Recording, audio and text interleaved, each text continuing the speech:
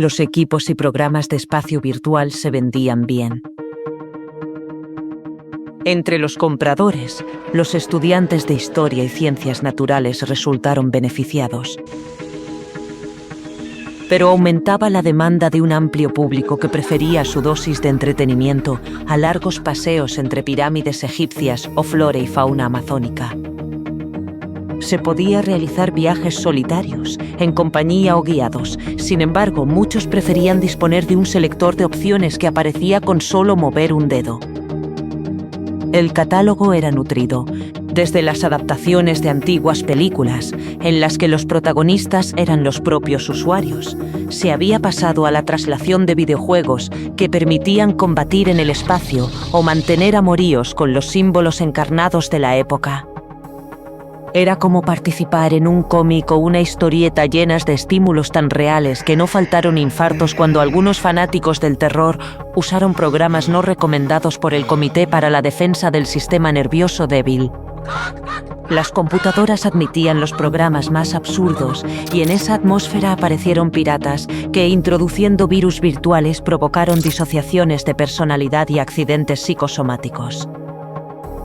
Era tan simple colocarse un casco y unos guanteletes, poner en marcha la computadora y elegir un programa, que los niños lo hacían a diario, en las horas dedicadas a viajar.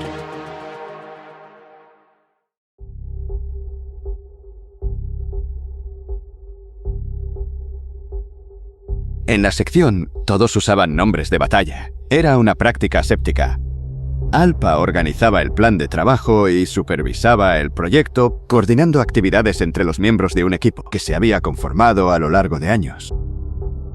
Había sido reclutada en los Alpes por su curiosa forma de entrenar a grandes esquiadores. Mientras otros profesores insistían en el esfuerzo físico sostenido, ella reunía a sus alumnos en una sala en la que proyectaba una y otra vez las imágenes del slalom gigante o del gran salto blanco. Presentado el escenario y el recorrido de cada prueba, dejaba todo a oscuras y pedía que los partícipes imaginaran repetidamente cada movimiento y cada desplazamiento por la nieve. A veces acompañaba esa práctica con una suave música que luego, en las horas de sueño, inundaba el refugio. Así, se había dado el caso en que algunos, no habiendo salido a las pistas antes de la competición, se desplazaban ese día como si siempre hubieran vivido en el lugar. Tenetor III tuvo noticias de Alpa por un comentario efectuado en un vídeo especializado en deportes invernales. Intrigado por el caso, se dirigió a Sils Maria y allí estableció contacto con ella. El último miembro incorporado fue Seguidor, encargado de personal de tecnología avanzada. Este, con Jurón y Faro, formaban un conjunto que solo podía ensamblar gracias al cuidado de la inefable Jalina, especialmente dotada para la creación de ambientes humanos blandos. Sin duda, Tenetor III, como especialista en comunicaciones, era el nervio de una actividad que Alpa definía en cada caso, anteponiendo el cumplimiento de metas y cronogramas. El equipo quedó configurado como una sección del Comité de Defensa del Sistema Nervioso Débil, y gracias a que Tenetor era precisamente el director de dicha institución, el grupo pudo actuar sin sobresaltos.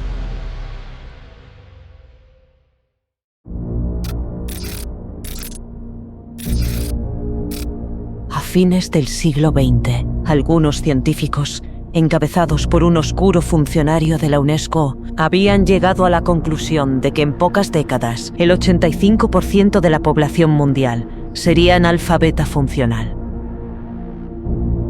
Calcularon que el analfabetismo primario sería erradicado en poco tiempo, al par que grandes masas humanas desplazarían progresivamente los libros, revistas y periódicos a favor de la televisión, los vídeos, las computadoras y las proyecciones holográficas.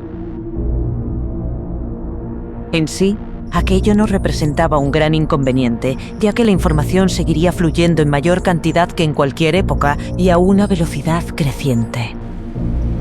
Pero el aumento de datos desestructurados no solo impactaría en los individuos aislados, sino que habría de terminar influyendo en los esquemas de todo el sistema social. Desde el punto de vista de la especialización, las perspectivas eran interesantes, ya que se condicionaba un trabajo analítico y paso a paso siguiendo el esquema computacional. Sin embargo, la ineptitud para establecer relaciones globales coherentes se haría sentir. En esas épocas, la desconfianza hacia la síntesis del pensamiento había avanzado tanto que cualquier conversación sobre generalidades, mantenida más allá de los 3 minutos, era calificada peyorativamente de ideológica. En realidad, cualquier intento que se hiciera por alcanzar globalidades terminaba penosamente. Únicamente podía sostenerse la atención sobre temas específicos, y tanto en los institutos de enseñanza como en el trabajo diario se reforzaba ese hábito. Los historiadores estudiaban las aleaciones metálicas de las sortijas de Etruria para explicar el funcionamiento de aquella sociedad. Y los antropólogos, psicólogos y filósofos servían a las computadoras de análisis gramatical.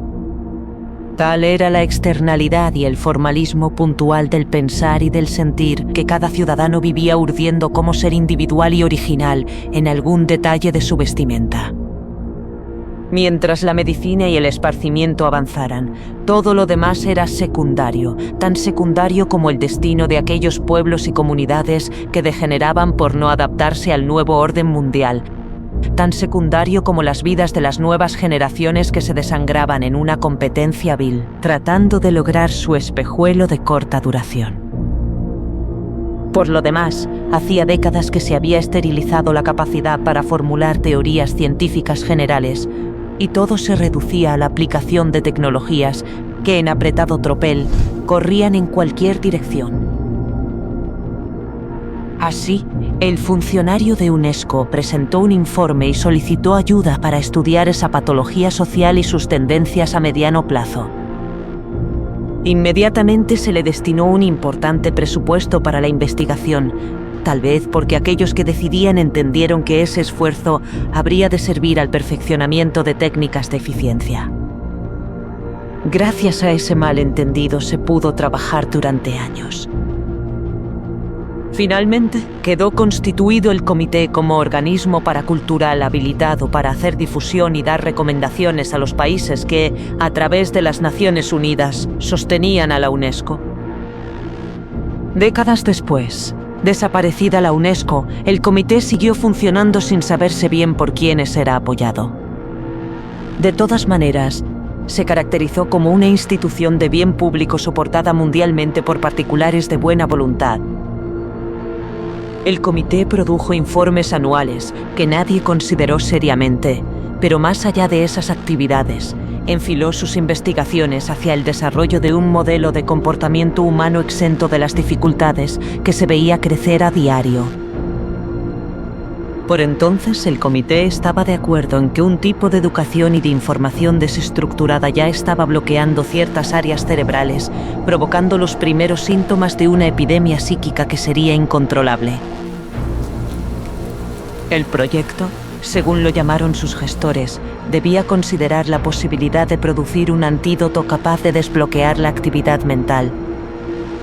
Pero en ese tiempo no se sabía aún si había que desarrollar procedimientos de entrenamiento fisiológico, si se trataba de sintetizar benéficas sustancias químicas o si había que abocarse al diseño de aparatos electrónicos que permitieran alcanzar el objetivo.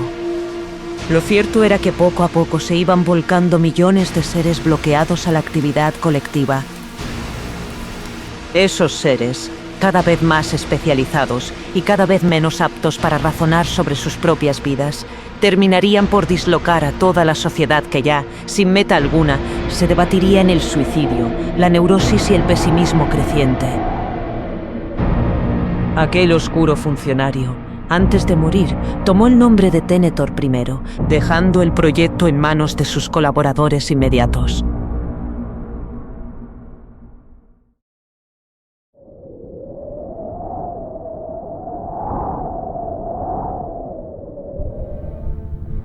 Cuando la superficie de este mundo comenzó a enfriarse, llegó un precursor y eligió el modelo de proceso que habría de autosostenerse. Nada le resultó de mayor interés que planear una matriz de n posibilidades progresivas divergentes. Entonces creó las condiciones de la vida. Con el tiempo, los trazos amarillentos de la atmósfera primitiva fueron virando hacia el azul, y los escudos protectores comenzaron a funcionar dentro de rangos aceptables. Más adelante, el visitante observó los comportamientos de las diversas especies. Algunas avanzaron hacia las tierras firmes y tímidamente se fueron acomodando a ellas. Otras retrocedieron nuevamente a los mares. Numerosos engendros de distintos medios sucumbieron o siguieron su transformación abierta.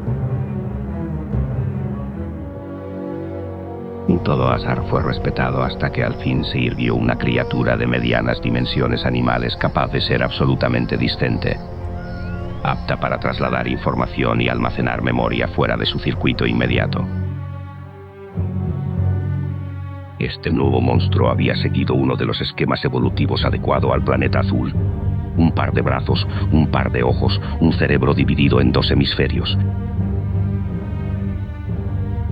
En él casi todo era elementalmente simétrico, como los pensamientos, sentimientos y actos que habían quedado codificados en la base de su sistema químico y nervioso.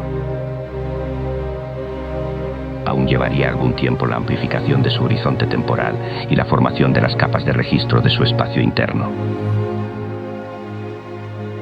En la situación en que se encontraba, escasamente podía diferir respuestas o reconocer diferencias entre la percepción, el sueño y la alucinación. Su atención era errática y por supuesto no reflexionaba sobre sus propios actos porque no podía captar la naturaleza íntima de los objetos con los que se relacionaba. Su propia acción era vista con referencia a los objetos táctilmente distanciados. Mientras se siguiera considerando simple reflejo del mundo externo, no podría abrir paso a su intención profunda capaz de mutar su propia mente. Atrapando y huyendo había moldeado sus primeros afectos que se expresaban por atracción y rechazo, modificándose muy lentamente esa bipolaridad torpe y simétrica esbozada ya en las protoespecies. Por ahora su conducta era demasiado previsible, pero llegaría el momento en que autotransformándose daría un salto hacia la indeterminación y el azar. Así, el visitante esperaba un nuevo nacimiento en esa especie en la que había reconocido el temor ante la muerte y el vértigo de la furia destructiva. Había presenciado cómo esos seres vibraban por la alucinación del amor, cómo se angustiaban por la soledad del universo vacío, cómo imaginaban su futuro, cómo luchaban por descifrar la huella del comienzo en la que fueran arrojados. En algún tiempo, esta especie hecha con la arcilla del cosmos emprendería el camino para descubrir su origen, y lo haría andando por caminos imprevisibles.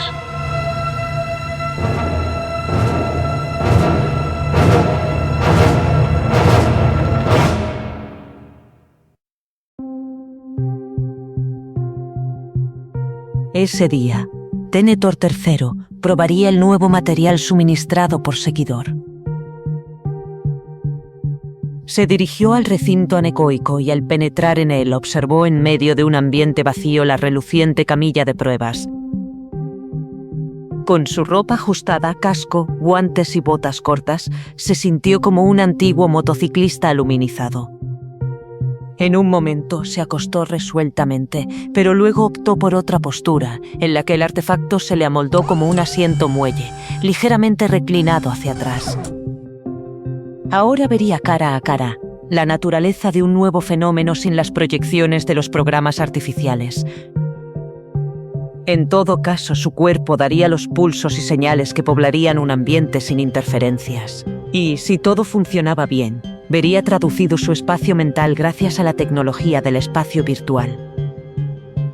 Ese era el punto desde el cual el proyecto encontraría su vía de realización. Bajó el visor y quedó a oscuras. Al tocar una tecla del casco, conectó el sistema. Era una pantalla ubicada a 20 centímetros de sus ojos. El efecto producido no le pareció de especial mérito, teniendo en cuenta que sus nervios oculares transmitían señales al interface que conectaba con el procesador central. El programa óptico tenía el aumento y la definición de los mejores microscopios electrónicos y, hasta ahora, la inútil penetración de los telescopios más afinados, ya que nada se podía ver del mundo astronómico adentro del recinto de proyección proporcionado por el casco. Hoy todo podría mejorar si funcionaban los detectores que Seguidor había distribuido en la superficie interna de la ropa sensible. La información debía aparecer en pantalla conforme los impulsos nerviosos activaran distintos puntos del cuerpo.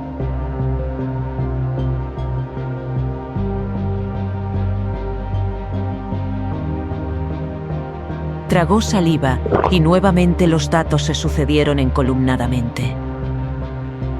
En una nueva prueba recordó a Halina y el rectángulo hizo aparecer su corazón batiendo a una velocidad mayor que la normal.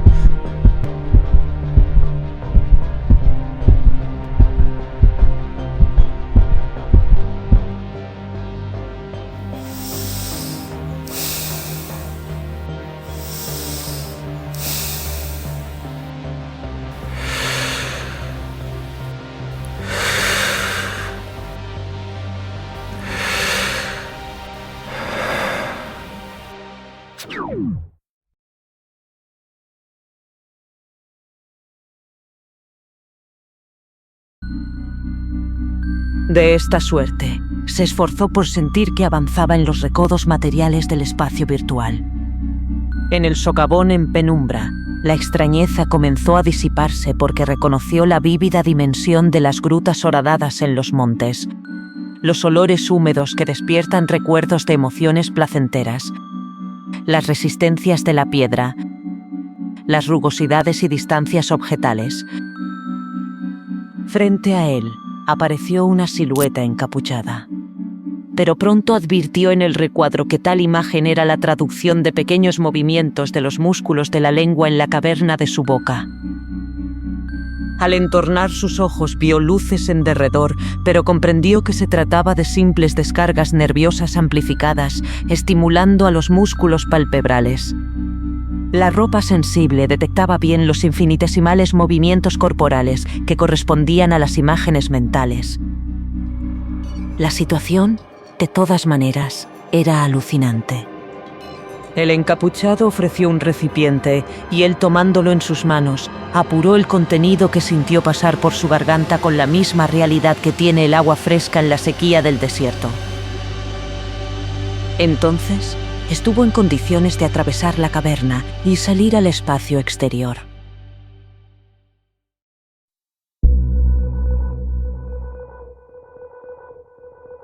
Luego de la muerte de Tenetor I, sobrevino una importante crisis en el comité. Todos los miembros estaban de acuerdo en que el comportamiento humano desmejoraba progresivamente en muchos aspectos. También reconocían que la explosión tecnológica brindaba cada día nuevas posibilidades.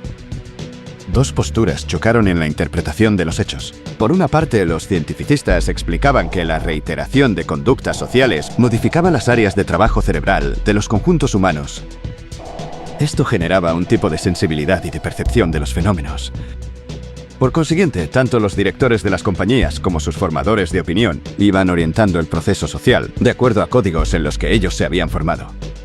De esta forma, los pedagogos perfeccionaban la educación y la enseñanza en un círculo vicioso que realimentaba sus particulares creencias. Los cientificistas sostenían que un cambio de dirección era imposible dentro de un proceso mecánico que llamaban el sistema, y se mantenían dentro de una antigua tesis einsteiniana que sostenía: en el interior de un sistema, ningún fenómeno puede evidenciar su movimiento. Siempre exponían el ejemplo de aquel viejo maestro, según el cual un viajero que se desplazaba en una sección de un tren en movimiento a 120 km por hora, si saltaba en su lugar, no por ello caía en otro vagón del tren. En un sistema inercial, se tratara del prehistórico tren o de un vehículo espacial, no importaba el salto dentro de ese sistema. En todo caso, había que apoderarse de la dirección del tren o de la nave para cambiar la dirección del móvil. A esto respondían los historicistas, diciendo que los que tomaran la dirección del aparato lo desviarían de acuerdo a pautas en las que ellos se habían formado. Y preguntaban cuál es la diferencia entre los conductores anteriores y los nuevos, si todos actúan desde los paisajes en que se formaron, desde sus áreas cerebrales más activas. La diferencia sería solo de intereses particulares entre gente preocupada por manejar el móvil.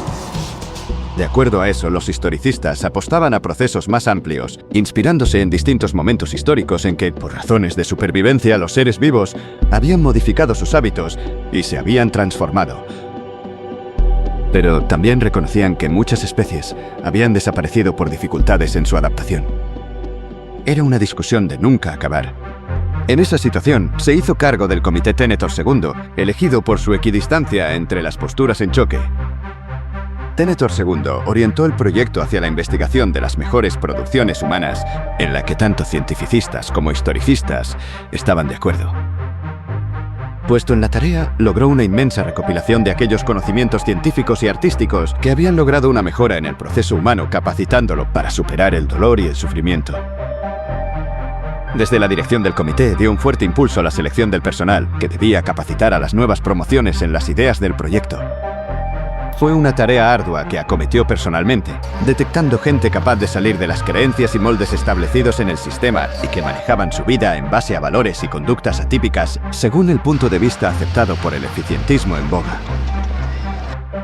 Cuando ese singular contingente estuvo listo, llamó a la organización Comité para la Defensa del Sistema Nervioso Débil, desarrollando sus actividades como institución dedicada a rescatar y proteger individuos intelectualmente ineptos en cuanto a su adaptación al sistema. Por otra parte, dividió al comité en secciones especializadas y desde una de ellas produjo material educativo para los inadaptados de todas las latitudes. Al mismo tiempo, desarrolló protectores de programas y antivirus para las compañías de programación que luchaban contra los piratas informáticos. Tenetor II se instaló en la Mesopotamia para llevar adelante un estudio de campo y desde allí se mantuvo en contacto permanente con la sede del comité. Pero un buen día, cuando se desplazaba entre los ríos Tigris y Éufrates, cesaron sus señales. A las pocas horas, Faro y Hurón llegaron al lugar como equipo de rescate, pero solo encontraron su vehículo, sus aparatos de medición y un cristal informativo. A partir de ese momento, no se tuvo más noticias del expedicionario.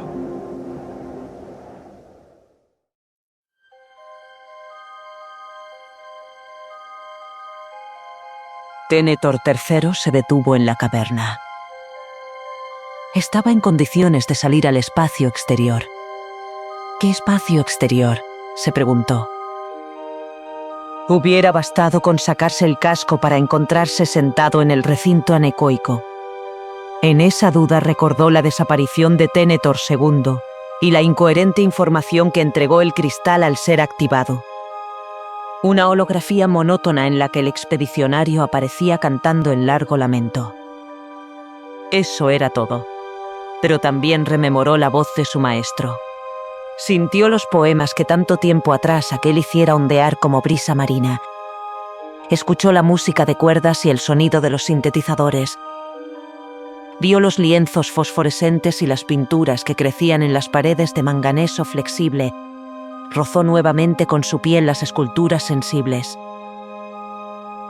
De él había recibido la dimensión de ese arte que tocaba los espacios profundos, profundos como los negros ojos de Jalina, profundos como ese túnel misterioso.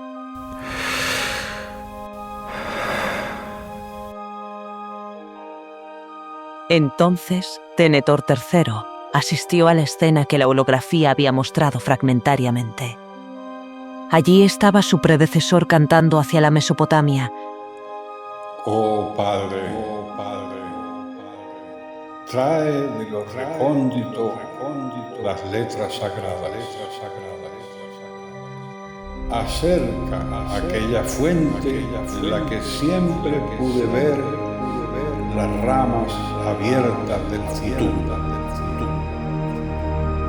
Y mientras el canto se multiplicaba en ecos lejanos, aparecía en el cielo un punto que se acercaba velozmente. Tenetor ajustó el zoom a esa distancia y entonces vio claramente unas alas y una cabeza de águila, un cuerpo y una cola de león.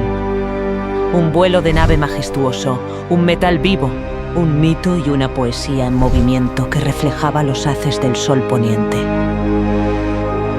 Entonces se hizo el silencio y el grifo celeste abrió su enorme pico de marfil para responder con un chillido que, rodando en los valles, despertó a las fuerzas de la serpiente subterránea.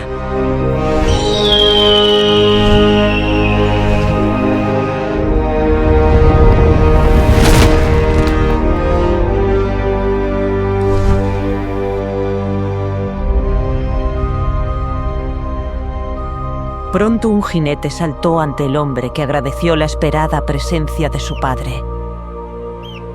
Y el jinete extrajo de una alforja sostenida en el grifo un libro grande, antiguo como el mundo. Luego, sentados en el rocoso suelo multicolor, padre e hijo, respiraron el atardecer, se contemplaron largamente y así dispuestos abrieron el viejo volumen. En cada página se asomaron al cosmos. En una sola letra vieron moverse a las galaxias barradas, a los cúmulos globulares abiertos. Los caracteres danzaban en los antiguos pergaminos y en ellos se leía el movimiento del cosmos. Al tiempo los dos hombres, si es que eran hombres, estaban en pie. El más anciano sonrió como nadie pudo haber sonreído jamás en este mundo.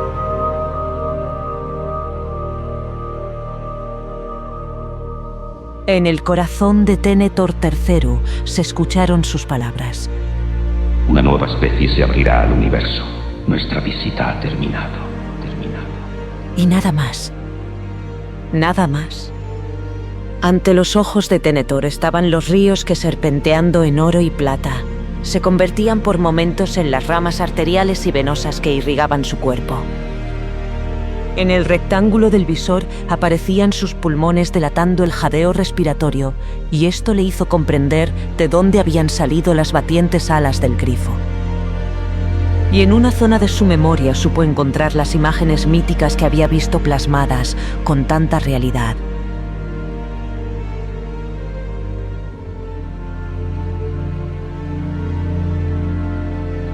Sé lo que hago, pensó, sé lo que hago.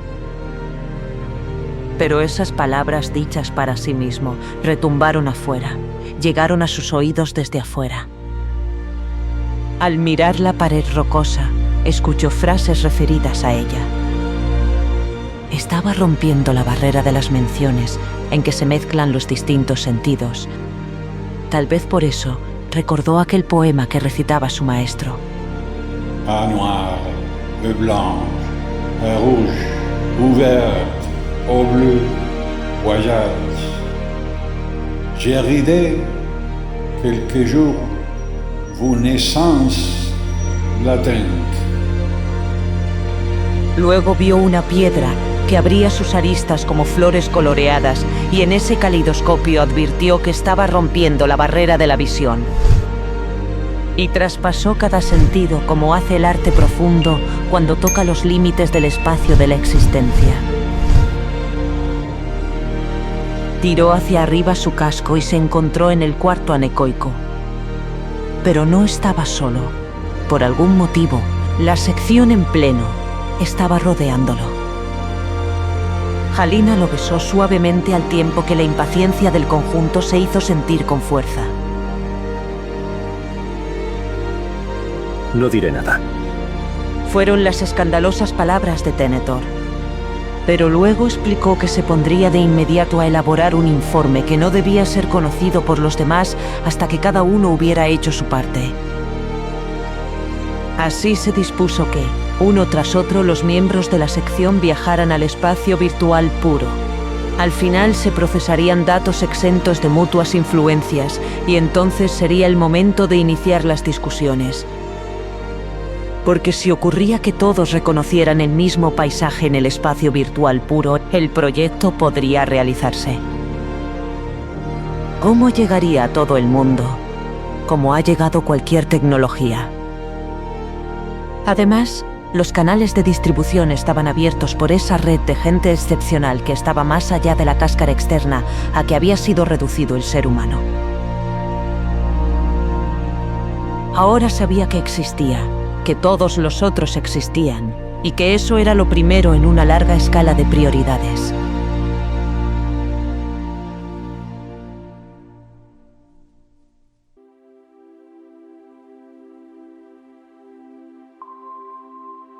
Buenos días, señora Welker. Buenos días, señor Ho. Me imagino que habrá visto el informe de la mañana. Sí, desde luego. También supongo que en la compulsa diaria habrá decidido influir en el tema de las colonias planetarias. Así es, señor Ho, así es. Nadie en esta tierra va a apoyar ningún esfuerzo hasta tanto se acabe con la monstruosidad de que un solo ser humano esté bajo los rangos de vida que todos disfrutamos. Cuánto me alegra escucharla, señora Walker. Cuánto me alegro. Pero dígame, ¿en qué momento empezó a cambiar todo? ¿Cuándo nos dimos cuenta de que existíamos y que por tanto otros existían?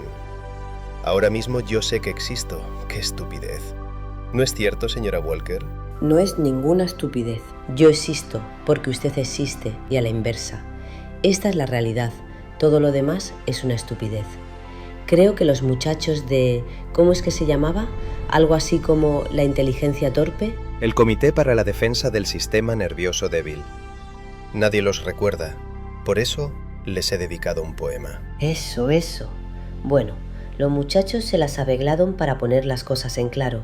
En verdad no sé cómo lo hicieron, pero lo hicieron. De otro modo, estaríamos convertidos en hormigas, o en abejas, o en trífinos melancolicus. No advertiríamos nada, por lo menos durante un tiempo más. Tal vez nosotros no hubiéramos vivido esto que estamos viviendo. Solo lamento lo de Clotilde y Damián, y tantos otros que no alcanzaron a ver el cambio. Estaban realmente desesperados, y lo más grave es que no sabían por qué. Pero miremos hacia el futuro. Así es. Toda la organización social, si es que se le puede llamar así, se está desplomando. En tan poco tiempo se está desarticulando completamente. Es increíble. Pero esta crisis vale la pena. Algunos se asustan porque creen que van a perder algo, pero ¿qué van a perder? Ahora mismo estamos modelando una sociedad nueva. Y cuando arreglemos bien nuestra casa, daremos un nuevo salto. Entonces sí vendrán las colonias planetarias y las galaxias y la inmortalidad. No me preocupa que en el futuro entremos en una nueva estupidez porque ya habremos crecido y al parecer nuestra especie se las arregla justo en los momentos más difíciles. Ellos comenzaron con los programas del espacio virtual. Los armaron de tal forma que todo el mundo quiso ponerse a jugar y de pronto las personas advirtieron que no eran figuras planas recortadas. Se dieron cuenta de que existían. Los chicos fueron el fermento de algo que seguramente iba a ocurrir, si no nos explica la velocidad del asunto. La gente tomó todo en sus manos, ya lo creo. El final de la historia fue espectacular, ya que el 85% de la población mundial o soñó o vio al león alado, y también escuchó las palabras del visitante cuando regresaba a su mundo. Yo lo vi, ¿y usted? Yo lo soñé. Es igual. Por ser esta la primera vez que hablamos, ¿le parecerá excesivo si le pido un gran favor? Vamos, señora Walker. Estamos viviendo un nuevo mundo y todavía nos cuesta un poco encontrar formas libres de comunicación personal. ¿Me leerá usted sus poemas? Imagino que son ineficientes, arbitrarios y, sobre todo, reconfortantes. Así es, señora Walker. Son ineficientes y reconfortantes. En cualquier momento se los leeré. Pase usted un maravilloso día.